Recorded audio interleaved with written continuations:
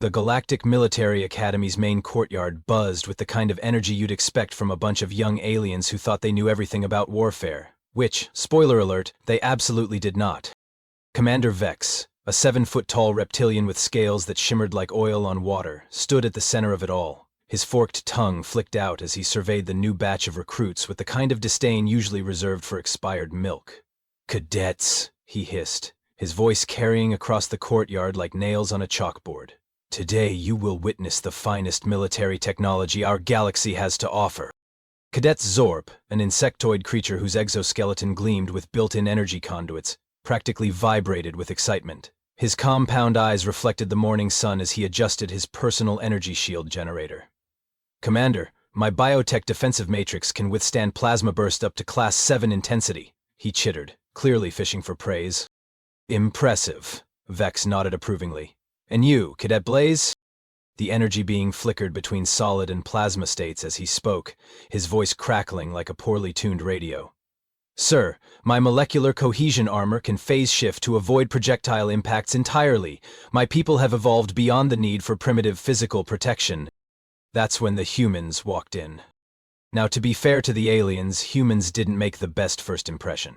While everyone else was decked out in gear that looked like it belonged in a science fiction movie, the humans shuffled in wearing what could generously be described as military surplus from a thrift store. Kevlar vests that had seen better decades, ceramic plate inserts that looked like they'd been hammered out in someone's garage, and helmets that wouldn't have looked out of place in a historical documentary about 20th century conflicts.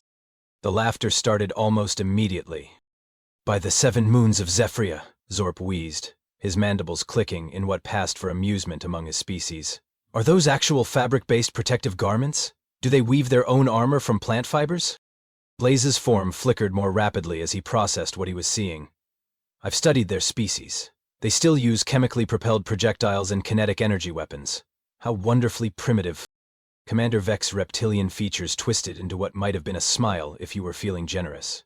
"Ah, yes, the humans. 3rd planet from an unremarkable yellow star, recently discovered hyperspace travel, and still fighting with what they call bullets. How quaint."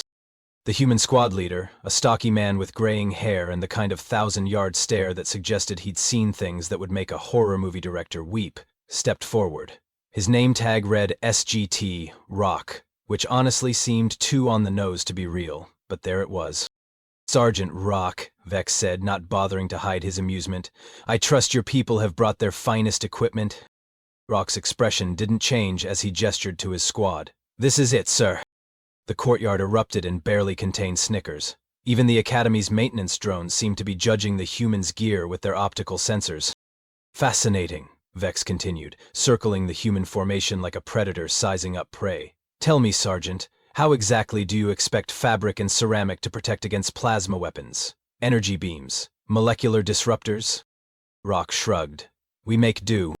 "Make do," Blaze repeated, his energy form pulsing with what could only be described as condescending glee. "Did you hear that, Zorp? They make do. Perhaps they'll craft spears from local vegetation next." The thing about humans, though, is that they have this annoying habit of not reacting the way you expect them to. While any self-respecting species would have either challenged the insults or slunk away in shame, the humans just stood there, waiting, watching, like they'd heard all this before and were already 3 steps ahead of everyone else in the room. Which, as it turned out, they absolutely were. The training ground demonstration was supposed to be a simple show and tell, but it quickly turned into something resembling a cosmic peacocking contest. The alien cadets couldn't resist showing off their shiny toys, and honestly, you had to admit some of it was pretty impressive. Zorp activated his personal energy shield, and a shimmering blue dome materialized around him. "Behold," he announced, striking a pose that would have made a superhero jealous. "The pinnacle of defensive technology. This barrier can deflect energy weapons, absorb kinetic impacts, and even filter out harmful atmospheric particles." "Wonderful," muttered Private Murphy, the human demolitions expert, as he casually adjusted a strip of duct tape on his vest. "Does it come with a warranty?" Commander Vex either didn't hear the comment or chose to ignore it. "Cadet Blaze, demonstrate your people's evolutionary advantages." Blaze's form shifted from solid to a crackling mass of controlled energy. "My molecular structure can adapt to any threat. Physical projectiles pass harmlessly through my dispersed form. while energy attacks are absorbed and converted to power. He flickered back to solid state with a sound like a fluorescent bulb giving up on life. I am, essentially, immune to conventional warfare. Neat party trick, Rock observed, his tone as flat as week-old soda. What happens when you need to carry equipment? I beg your pardon? Rock gestured to his squad, who were methodically checking their gear with the kind of practiced efficiency that comes from doing something 1,000 times before. Radios, ammunition, medical supplies, food, water. You know, the stuff that keeps you alive longer than 5 minutes in actual combat. Blaze's energy form flickered uncertainly. Well, that is to say... Moving on, Vex interrupted, clearly not wanting to address that particular elephant in the room. The betting pool for today's war games is now open. Current odds favor the Zentorian Energy Weapons team at 3-1, followed by the Krillian Biotech Division at 5-1.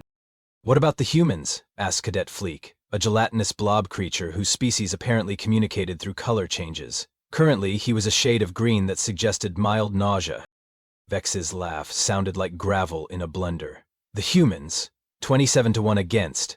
I'd say those are generous odds, considering their equipment appears to have been manufactured during their planet's industrial revolution. The aliens found this hilarious. Even the Academy's AI seemed to process the joke with something resembling electronic amusement. Meanwhile, the humans continued their equipment checks with the kind of methodical precision that would have impressed a Swiss watchmaker. Rock's squad consisted of 5 other soldiers, each one looking like they'd been carved from granite and seasoned with quiet competence. Private Murphy finished applying what appeared to be his 3rd layer of duct tape and looked up. Sarge, how much you want to bet these fancy shields have never been field tested? What makes you say that? Rock asked, though his tone suggested he already knew the answer. They're too clean. No scorch marks, no dents, no field modifications. This is all factory fresh, straight from the lab equipment. Murphy patted his own scarred and battered vest affectionately. This old girl's been through 3 wars and a police action, still stops bullets. Primitive, Zorp scoffed, having overheard the conversation. Your armor can only protect against kinetic projectiles. My shield can deflect directed energy weapons, particle beams, and even some forms of exotic matter. Impressive, Rock said, and for a moment it sounded like he meant it. How long does the power cell last? Power cell? Zorp's mandibles clicked uncertainly.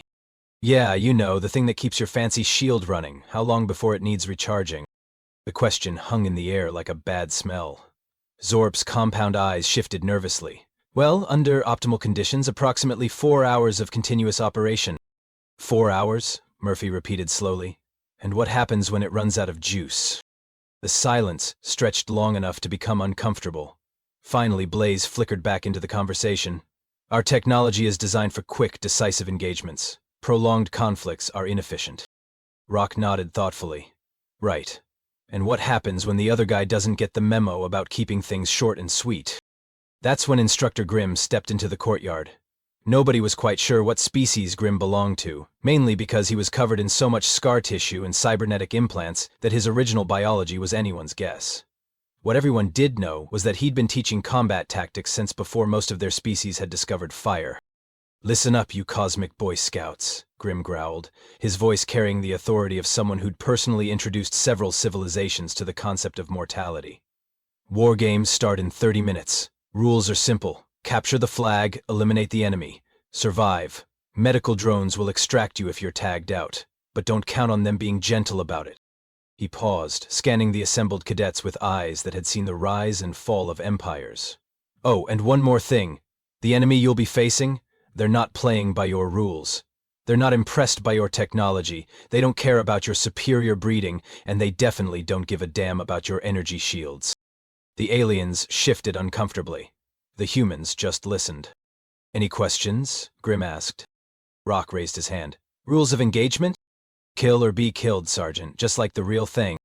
And with that cheerful thought, the greatest military education in galactic history was about to begin. The Academy's combat simulation arena was an impressive piece of engineering, roughly the size of a small city and packed with enough holographic terrain to make a theme park designer weep with envy. Mountains, forests, urban environments, and even an active volcano, because apparently someone thought lava would add excitement to the experience. The alien cadets spread out across the starting zone like peacocks on parade, their advanced equipment humming, beeping, and glowing with all the subtlety of a neon sign convention. Energy shields shimmered, biotech armor pulsed with organic rhythms, and various exotic weapons powered up with sounds that would have made a movie sound effects team proud.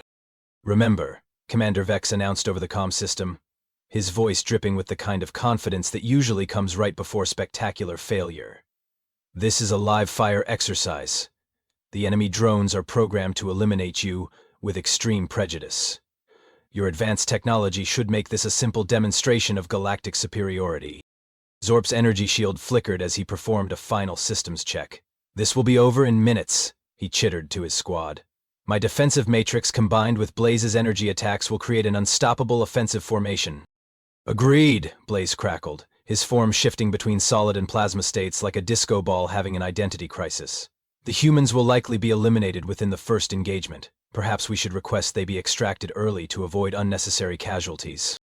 Meanwhile, the humans had spread out in what could only be described as the most boring formation in military history. No fancy light shows, no dramatic poses, just 6 soldiers who looked like they'd rather be anywhere else, methodically checking their equipment one last time.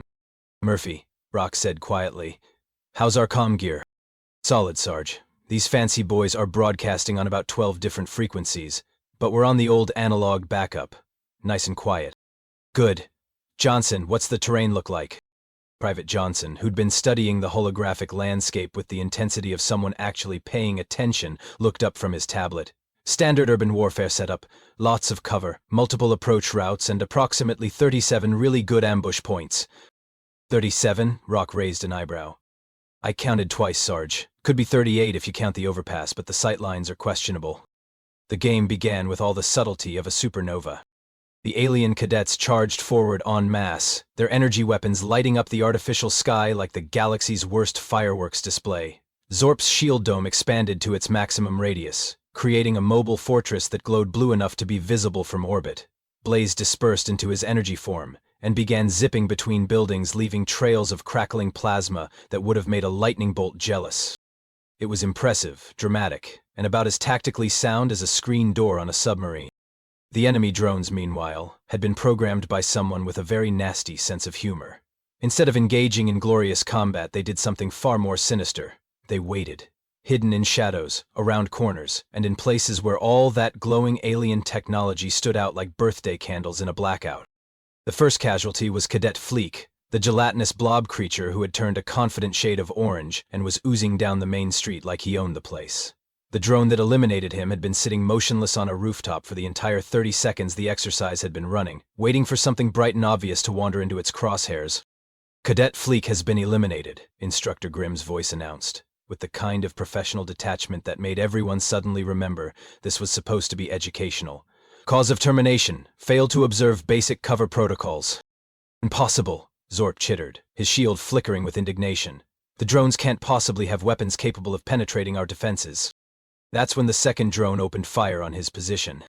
The energy bolt that hit Zorp's shield was admittedly impressive.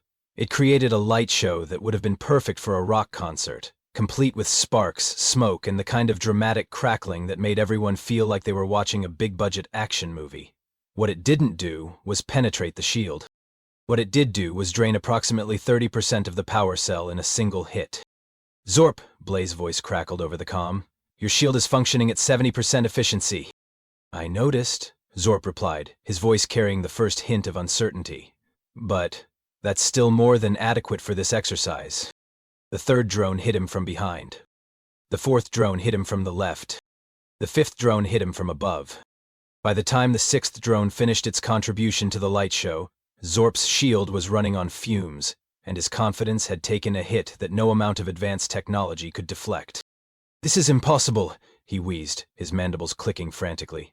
"The drones are supposed to engage in honorable combat, not this coordinated ambush nonsense." "Cadet Zorp has been eliminated," Grimm announced. "Cause of termination, catastrophic power failure, followed by immediate target acquisition." Blaze, meanwhile, had discovered that being an energy being had some unexpected drawbacks. His dispersed form might have been immune to physical projectiles, but it also made him about as subtle as a solar flare. Every time he moved, he left a trail of crackling energy that made tracking him roughly as difficult as following a neon sign through a dark alley. The drones didn't bother trying to hit him directly. They just waited for him to solidify, then opened fire on his position with the kind of concentrated firepower that would have made a military contractor weep with joy. "This is highly irregular," Blaze protested as he flickered between rooftops, leaving a trail of scorch marks that would have been visible from space. "Energy beings are supposed to have tactical advantages in combat scenarios."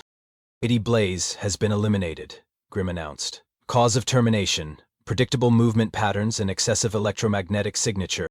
In the span of 5 minutes, the cream of galactic military technology had been reduced to a collection of very expensive paperweights. The humans, meanwhile, had moved approximately 50 meters and hadn't fired a single shot. "Starge," Murphy whispered into his radio, "you seeing this?"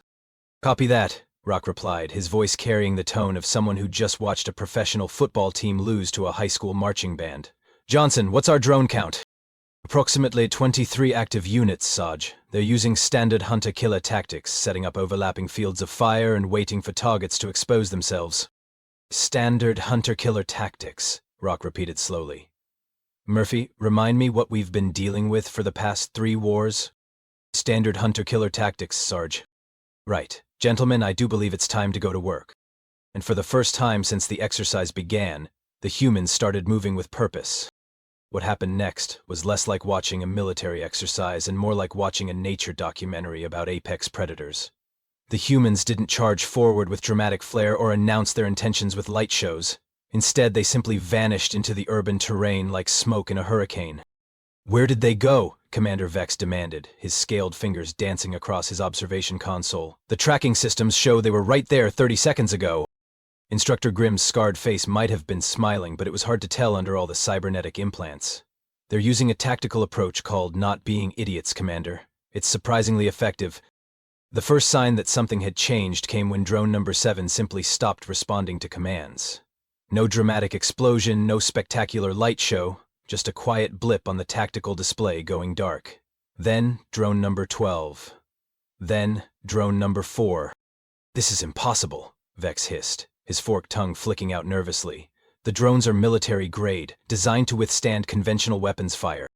"Oh, they're withstanding it just fine," Grimm replied, his voice carrying the kind of professional amusement that came from watching someone else learn a hard lesson. "The problem is that conventional weapons fire isn't what's killing them." Meanwhile, in the simulated urban environment, Sergeant Rock was demonstrating why humans had earned their reputation as the galaxy's most stubbornly persistent species. He'd positioned himself on the 3rd floor of a partially collapsed building, using a hole in the wall that provided an excellent view of the street below while keeping him completely invisible from ground level. His rifle was nothing special by galactic standards. No energy projectors, no plasma conduits, no quantum targeting system. Just a chemically propelled projectile weapon that had been designed by someone who understood that the best technology is the kind that works when everything else falls apart. "Target acquired," he whispered into his radio, his voice so quiet it wouldn't have disturbed a sleeping insect. "Drone positioned on Building 7, approximately 200 meters northeast. Johnson, you have eyes on the backup unit?"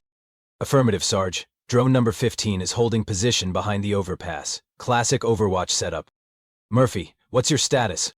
"In position, Sarge. Found their command relay. Turns out fancy AI drones need to phone home every few minutes to update their tactical assessments." This was the moment when the aliens watching from the observation deck began to understand that they might have made a slight miscalculation. Rock's first shot took out drone number 7 with the kind of precision that would have made a Swiss watch manufacturer weep with envy. The projectile struck the drone's primary sensor array, sending it tumbling from its perch like a very expensive paperweight. No explosion, no dramatic flare, just the quiet efficiency of a tool being used by someone who understood exactly how it worked. "Impossible," Vex muttered. "That drone was equipped with reactive armor plating." "Reactive armor works great against energy weapons," Grimm observed. "Not so much against a chunk of metal moving at 3,000 feet per second." The second shot eliminated drone number 15 before it even realized it was under attack. Johnson had been studying the thing for the past 10 minutes, learning its movement patterns, understanding its blind spots, and waiting for the perfect moment to introduce it to the concept of kinetic energy transfer. But it was Murphy who really stole the show. While the other humans were picking off individual drones with the patience of professional librarians, Murphy had been working on what he called the big picture. He'd located the enemy command node, studied its defensive perimeter, and come up with a solution that would have made an engineer proud and a safety inspector faint. "Start," Murphy whispered into his radio. I'm about to make some noise. Copy that. How much noise? Remember that time in the Proxima campaign when we had to clear that bunker complex? There was a pause. Murphy, please tell me you're not about to do what I think you're about to do. Okay, I won't tell you. The explosion that followed wasn't the kind of spectacular fireworks display that the aliens had been producing all day. It was something far more terrifying. A controlled demolition that brought down exactly the right building at exactly the right time, crushing the enemy command node and severing the communications link that kept the remaining drones coordinated. Holy entropy, Vex breathed, watching his tactical display dissolve into chaos. They just eliminated the entire command structure with a single detonation. Humans have this thing about explosives, Grim explained. They don't just use them to make things go boom, they use them to solve problems. What followed was less like a battle and more like a very expensive pest control operation. Without their command node, the remaining drones reverted to basic programming, which made them about as tactically sophisticated as angry hornets. The humans, meanwhile, had settled into the kind of methodical rhythm that came from decades of experience dealing with exactly this type of situation. Private Johnson eliminated 3 more drones by luring them into a kill zone he'd set up using nothing more complicated than a mirror and some patience. The drones' targeting systems were designed to track energy signatures and movement patterns, but they'd apparently never encountered someone who understood that sometimes the best way to move was to make your enemy come to you. Private Stevens took out 4 drones using what could only be described as advanced hide-and-seek. He'd found a maintenance tunnel that ran underneath the entire combat zone, allowing him to pop up wherever the drones least expected him. By the time they'd adjusted their search patterns, he was already 3 blocks away, setting up his next ambush. This is remarkable, Vex said, his voice carrying the tone of someone watching everything he believed about warfare get systematically dismantled. They're not using superior technology or advanced tactics. They're just better at this than we are. Experience, Grim replied. These humans have been fighting wars since before your species discovered fire. They've learned things about combat that you can't program into a computer or build into a weapons system. The final drone fell to Sergeant Rock, who'd been tracking it for the past 15 minutes with the patience of someone who'd learned that the best way to win a fight was to make sure the other guy never knew there was a fight happening. 1 shot, 1 kill, and suddenly the combat zone was as quiet as a library. Exercise complete, Graham announced. All enemy units eliminated. Human casualties, 0. Alien casualties, everyone. The observation deck was silent except for the hum of life support systems and the sound of several advanced civilizations having their worldviews quietly readjusted. How? Vex finally asked, his voice barely above a whisper. How did they do that? Rock's voice crackled over the comm system, carrying the kind of professional satisfaction that came from a job well done. Simple, sir. We didn't try to fight the drones, we fought the war. And that's when the aliens began to understand the difference between having advanced technology and knowing how to use it. The observation deck had gone so quiet you could have heard a pin drop in a vacuum. Commander Vex stood frozen at his console, his reptilian features cycling through what appeared to be the 5 stages of grief at hyperspeed. The other alien cadets, who'd been eliminated early, were staring at the tactical displays like they were trying to solve a puzzle written in a language that didn't exist. Run the replay, Vex finally managed, his voice carrying the tone of someone who'd just watched his favorite sports team lose to a group of enthusiastic toddlers. The holographic display flickered to life, showing the entire engagement from start to finish. What had seemed like chaos in real time now revealed itself as something far more disturbing. A textbook example of small unit tactics executed with the kind of precision that made Swiss clockwork look sloppy. Pause it there, Instructor Grimm growled, pointing at the moment when the humans had first spread out. Look at their formation. Anyone want to tell me what they're doing? Cadet Fleek, still a mortified shade of purple from his early elimination, rippled uncertainly. They're spreading out? They're creating interlocking fields of observation and fire, Grimm corrected. Each position supports the others, provides multiple fallback routes, and ensures that no single point of failure can compromise the entire operation. It's called not putting all your eggs in one basket, and it's apparently a concept that escaped your attention. The replay continued, showing Rock's methodical approach to target acquisition. Where the alien cadets had charged forward like they were storming a beach, Rock had spent several minutes just watching, learning the drones' patrol patterns, identifying their blind spots, and planning his engagement sequence. Notice anything interesting about his weapon? Grimm asked. Zorp's mandibles clicked nervously. It's primitive? It's simple, Grimm corrected. No power cells to drain, no complex targeting systems to malfunction, no energy signatures to track, just a mechanical system that works the same way every time you pull the trigger. When was the last time any of you cleaned your weapons? The silence stretched uncomfortably. Finally, Blaze flickered back to semi-solid form. Our weapons are self-maintaining. They don't require manual intervention. And what happens when the self-maintenance system fails? More silence. I'll tell you what happens, Grimm continued, his voice carrying the patience of someone explaining basic mathematics to particularly slow students. You end up with a very expensive paperweight while the enemy continues to shoot at you with weapons that work. The replay showed Murphy's demolition of the command node, and several aliens actually flinched at the controlled precision of the explosion. What had looked like random destruction was revealed to be surgical removal of exactly the right structural supports to bring down exactly the right section of building. How did he know which supports to target? Vex asked, his professional interest finally overcoming his wounded pride. Experience, Grimm replied. Murphy has been blowing things up professionally for 15 years. He understands structural engineering, explosive physics, and the kind of patience required to place charges while people are shooting at you. When was the last time any of you practiced demolitions? We have specialized equipment for structural modification, Blaze offered weakly. Equipment that requires power, technical support, and optimal operating conditions, Grimm observed. What happens when you need to blow something up in a swamp, or underwater, or in a radiation field that scrambles your electronics?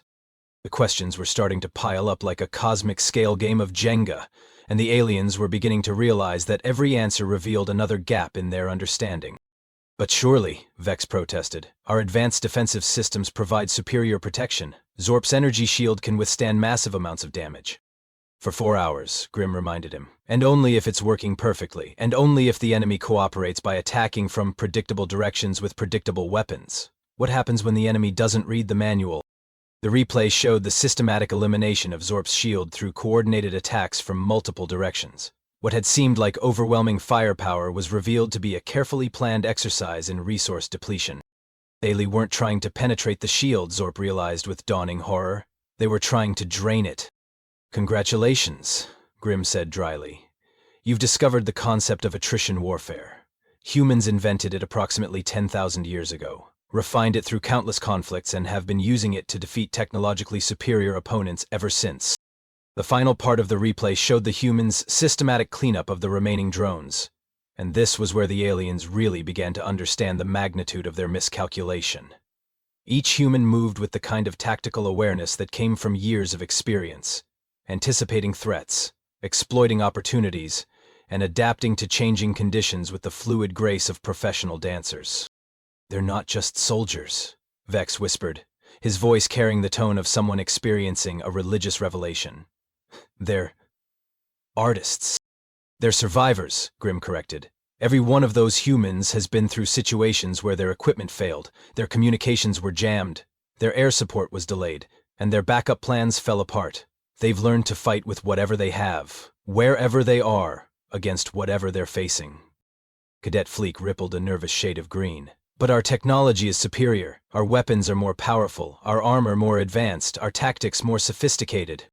Your technology is impressive, Grimm agreed. Your weapons are indeed more powerful. Your armor is certainly more advanced. But your tactics? He paused, letting the weight of the statement settle. Your tactics are designed by people who've never been shot at. The observation deck fell silent as the implications sank in. These aliens had grown up in a galaxy where warfare was theoretical, where conflicts were resolved through superior technology and overwhelming firepower. They'd never had to learn the hard lessons that came from fighting for survival against opponents who refused to acknowledge their technological superiority. The human's armor, Vex said slowly, it's not just protection, it's tested. Every piece of equipment they carry has been used in actual combat, Grimm confirmed. That duct tape Murphy was using?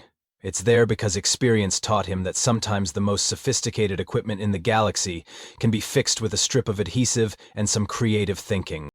But that's so... Zorp struggled for the word. Practical, Grimm finished. Humans have this annoying habit of caring more about what works than what looks impressive.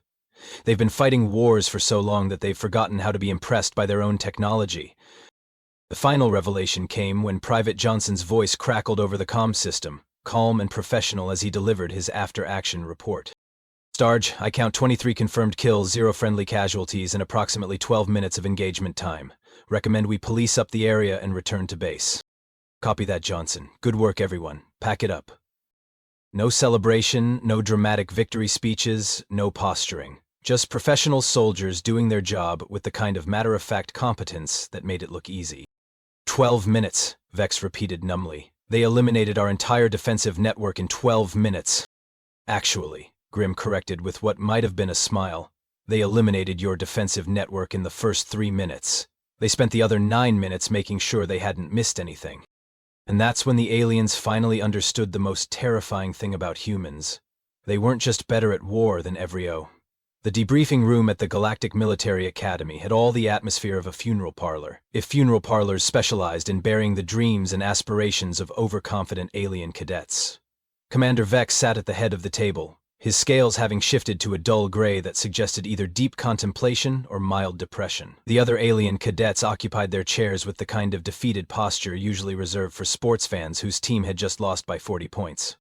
Sergeant Rock and his squad filed in with the same matter-of-fact professionalism they'd demonstrated throughout the entire exercise. No swagger, no triumphant grins, no victory dances. Just 6 humans who looked like they'd rather be anywhere else, carrying their battered equipment with the casual indifference of people who'd done this 1,000 times before. Gentlemen, Instructor Grimm began, his cybernetic eye whirring as it focused on the assembled group. Let's discuss what we learned today. We learned that humans are terrifyingly competent, Zorp muttered, his mandibles clicking with what sounded like grudging respect. My energy shield, which cost more than most starships, was rendered useless by basic tactical coordination.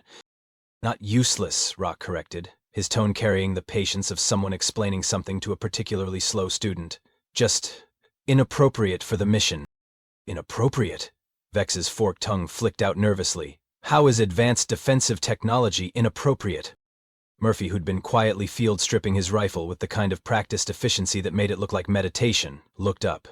Because it makes you a target, sir. That shield of his lit up like a Christmas tree and drew fire from every drone in the area. In a real combat situation that would have gotten his entire squad killed. But the protection it provides is temporary, Rock interrupted gently. 4 hours of power, assuming optimal conditions. What happens on hour 5? What happens when you're pinned down for 2 days waiting for extraction? What happens when the enemy decides to wait you out? The questions hung in the air like smoke from a particularly unpleasant fire. Finally, Blaze flickered back to semi-collided form, his energy patterns subdued. We never considered extended engagements.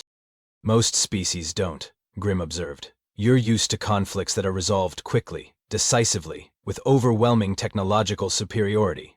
Humans have been fighting wars where both sides have roughly equivalent technology for millennia.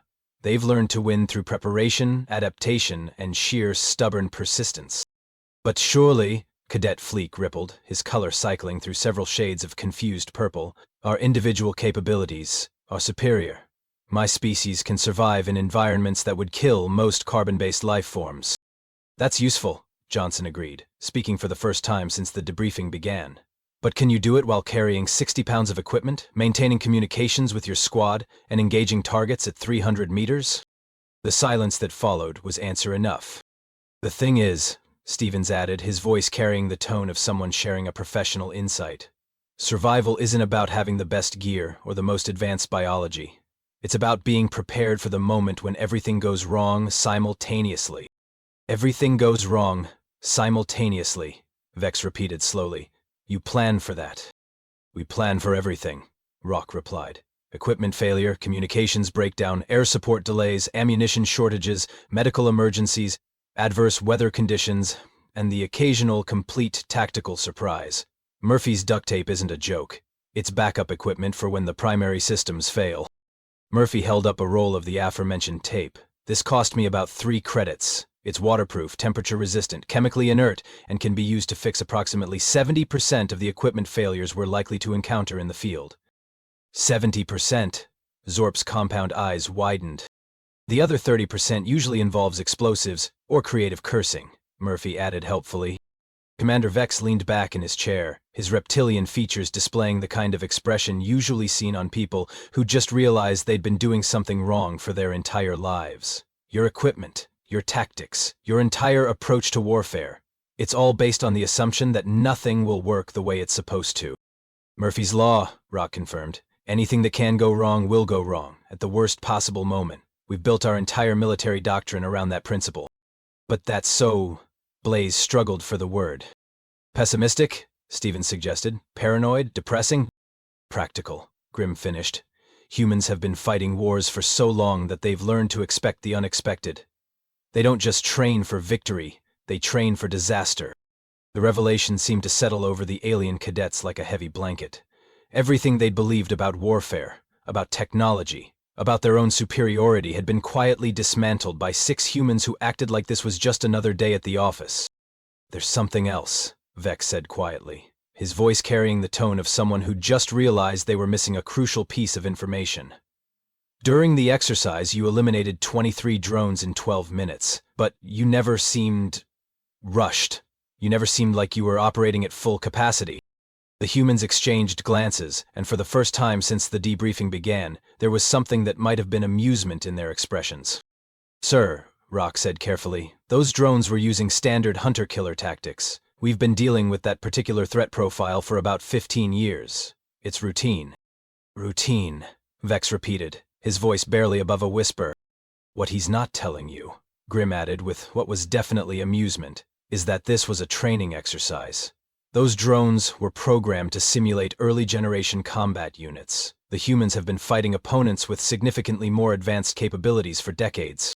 The implications hit the alien cadets like a physical blow. Not only had they been completely outclassed, but they'd been outclassed by humans who were essentially warming up. What? Fleek's color cycled through several shades of existential crisis. What would happen if you faced a real threat? Murphy finished reassembling his rifle with a soft click. Well, sir, we'd probably have to start trying. And that's when the aliens finally understood the most humbling truth in the galaxy. They hadn't just lost to the humans. They'd lost to the humans' junior varsity team. The debriefing ended with the kind of thoughtful silence that usually followed profound philosophical revelations. The alien cadets filed out quietly, their worldviews permanently readjusted, their respect for human military doctrine, grudgingly but genuinely established. As the humans prepared to leave, Vex approached Sergeant Rock with the hesitant manner of someone who'd just discovered they knew far less than they thought they did. Sergeant, he said quietly, one final question. Your species has been fighting wars for thousands of years. You've developed this incredible military expertise through necessity and experience, but surely there must be some limit to your capabilities. Rock paused at the door, his expression thoughtful. Well, sir, we haven't figured out how to weaponize coffee yet. But give us time. He left Commander Vex standing in the empty debriefing room, staring at the tactical displays that showed the complete and total domination of galactic military technology by 6 humans with duct tape and attitude. And somewhere in the back of his reptilian mind, a small voice whispered that maybe, just maybe, the galaxy had been looking at the concept of advanced civilization all wrong. After all, any species that could turn a hot beverage into a potential weapon probably had a few more surprises up their sleeves, no else. They were so much better that they made it look routine.